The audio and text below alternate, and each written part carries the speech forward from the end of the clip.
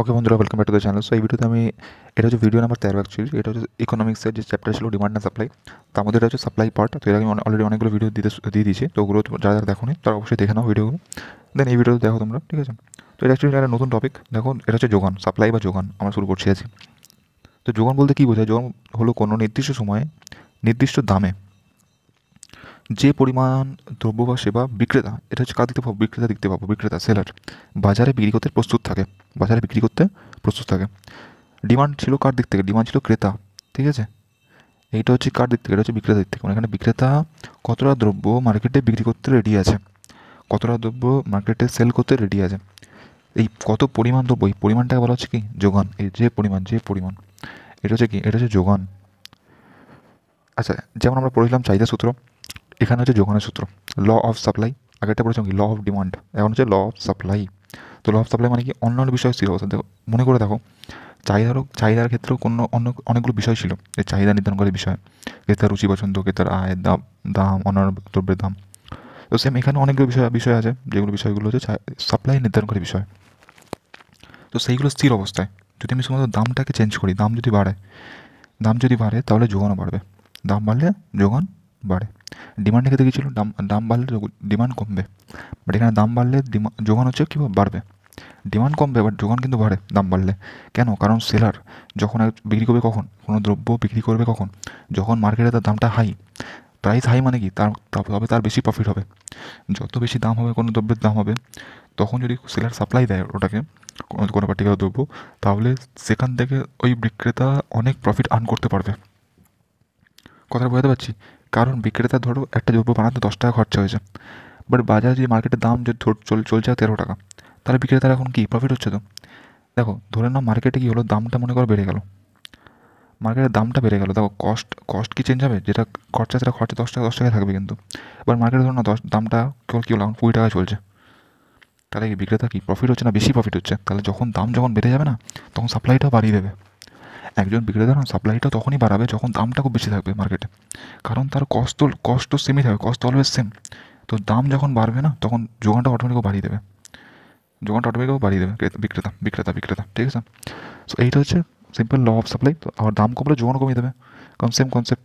যখন ওর খরচা 10 টাকায় পড়ছে, দাম চলো মার্কেটে চলছে এখন 11 টাকা চলছে, তাহলে ওর প্রফিট তো কম, তাহলে ওর সাপ্লাইটা এখন কমই দেবে। এখন ও স্টোর করে রাখবে, পরবর্তীকালে যখন দাম বাড়বে তখন ও সাপ্লাই করবে, তাহলে তার থেকে কী হবে? তার থেকে ওর প্রফিটটা বেশি হবে। So that is the concept of law of supply বা সাপ্লাইয়ের কনসেপ্ট। ওকে, যোগান। এবার দেখো যোগান রেখা কীরকম হবে।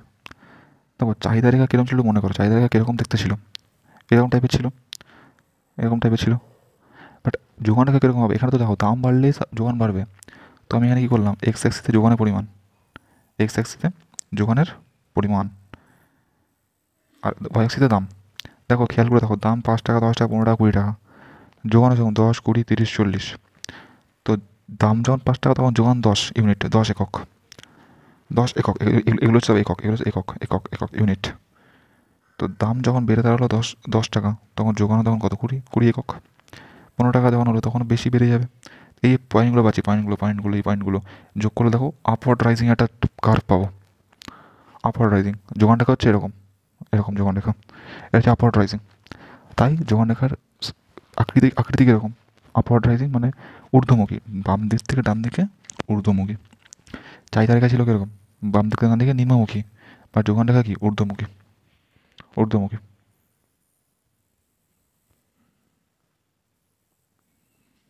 বোঝাতে পারলাম? এটা চাহিদা রেখা, এটা যোগান রেখা। সো যাই হোক না কেন, যোগান রেখা হচ্ছে ঊর্ধ্বমুখী হবে। তো এটা ছিল সিম্পল যোগানের কনসেপ্ট। যোগানের ল কি? যোগান রেখা কীরকম? এটা কি? এটা হচ্ছে সাপ্লাই কার্ভ, যোগান রেখা। তো যদি কোশ্চেন আসে এক্সামে, যোগান রেখা কি, এইভাবে জিনিসটাকে ব্যাখ্যা করবে। দাম বাড়লে যোগান বাড়ে, দাম 5 টাকা, 10 টাকা, 15 টাকা, 20 টাকা, তখন যোগান রেসপেক্টিভলি 10, 20, 30, 40 একক। তো এটা হয়ে গেলো যোগানের কনসেপ্ট। একদম ইজি জিনিস, বুঝে গেলে আশা করি। এবার নেক্সট আমরা ফার্দার মুভ করছি অন্য কনসেপ্টে। এবার দেখো, যোগান অপেক্ষক মানে সাপ্লাই ফাংশন। আমরা ডিমান্ড ফাংশনে পড়েছিলাম, মনে করে দেখো কী পড়েছিলাম? ডিমান্ড নির্ধারণকারী কিছু বিষয় আছে, মানে চাহিদা নির্ধারণকারী কিছু বিষয় থাকে।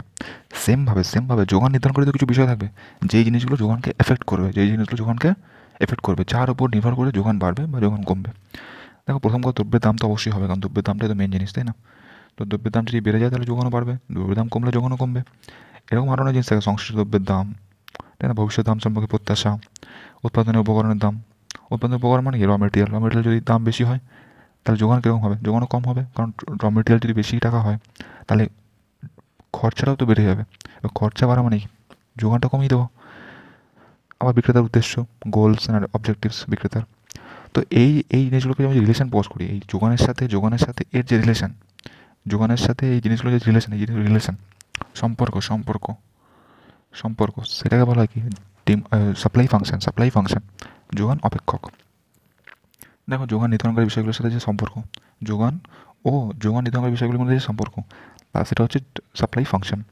দেখো সাপ্লাই, এটা হচ্ছে সাপ্লাই, এটা হচ্ছে এক্স দ্রব্যের সাপ্লাই, ফাংশন অফ পি মানে প্রাইস অফ এই পার্টিকুলার দ্রব্যের দাম, দেন হচ্ছে দেখো প্রাইস অফ আদার কমোডিটি মানে অন্যান্য দ্রব্যের দাম, প্রাইস অফ ফ্যাক্টর মানে যে উৎপাদন উপকরণের দাম, ঠিক আছে না। তারপর হচ্ছে কি টেকনোলজিক্যাল চেঞ্জেস, এটা হচ্ছে গোল and objective, G for goal and objective, E for কি এক্সপেকটেশন, বিক্রেতার ভবিষ্যৎ সম্পর্কে প্রত্যাশা, এক্সপেকটেশন।